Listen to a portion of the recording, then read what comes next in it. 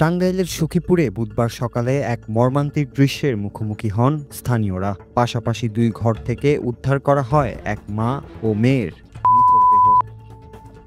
মোচারিয়া পাথার গ্রামের কৃষক শামসুল আলমের স্ত্রী শাহনাজ বেগম ও তার ২৬ বছর বয়সী প্রতিবন্ধী কন্যা সাজেদা, দুজনের মৃত্যুতে পুরো এলাকায় নেমে এসেছে শোক আর স্তব্ধতা।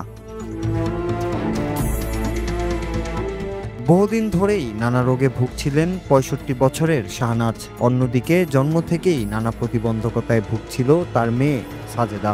২৬ বছরের সাজেদার বয়স অনেক হলেও দৈর্ঘ্য ছিল মাত্র ২ ফুট। অভাবের সংসার, দীর্ঘমেয়াদী অসুস্থতা আর একঘেয়েমি কষ্টের জীবন, সব মিলিয়ে এই পরিবারটি ছিল নীরব সংগ্রামের প্রতীক। স্থানীয়রা জানান, সাজেদার অবস্থা দিন দিন খারাপ হচ্ছিল, কিন্তু চিকিৎসা করানোর সামর্থ্য ছিল না পরিবারের। আর শাহনাজ নিজেও ভুগছিলেন কিডনি সমস্যা, ডায়াবেটিস সহ নানা জটিল রোগে।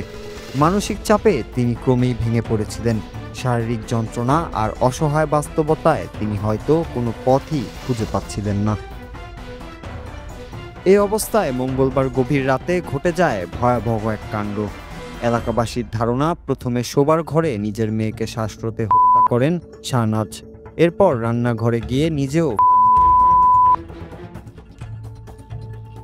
রাতের সেই সময় অন্য ঘরে ঘুমিয়ে থাকা স্বামী শামসুল আলম কিছুই বুঝতে পারেননি। পরদিন সকালে পাশাপাশি দুই ঘরের দরজা খুলতে বেরিয়ে আসে মর্মান্তিক সত্য। উত্তরের ঘরে ওই প্রতিবন্ধী মেয়েরা চোখের মধ্যে শোয়া, কিন্তু এরা ধরার পর দেখি মারা যাওয়া। পরে দোভাই নামাইছি, পশ্চিমের ঘরে যাই দেখি আমার ভাবি বয়স্ক ওরি দনার মধ্যে ঝুলে দিছে। সকালে ঘুম থেকে উঠে পরে পাকের ঘরে জাপ গুছাইছি, গুছাই দেখি যে এরকম। পরে আমি চিৎকার করছি, চিৎকার করে পরে আমার শ্বশুরের ডাইকে আনছি। পরে এই টুকি ঘটনা আমরা হয় একটু হাঁটাচলা করতে পারতো।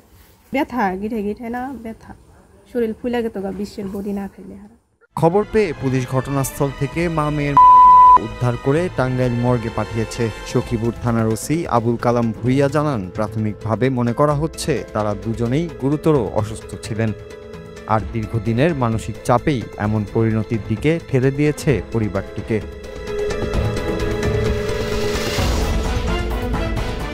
স্বজন ও এলাকাবাসীরা বলছেন, এটি শুধু একটি পরিবারের ট্র্যাজেডি নয়, দারিদ্র্য, চিকিৎসার অভাব এবং মানসিক অবসাদের ভয়াবহ বাস্তবতারই নির্মম এক প্রতিচ্ছবি। Noor Raju, Bangla TV news desk.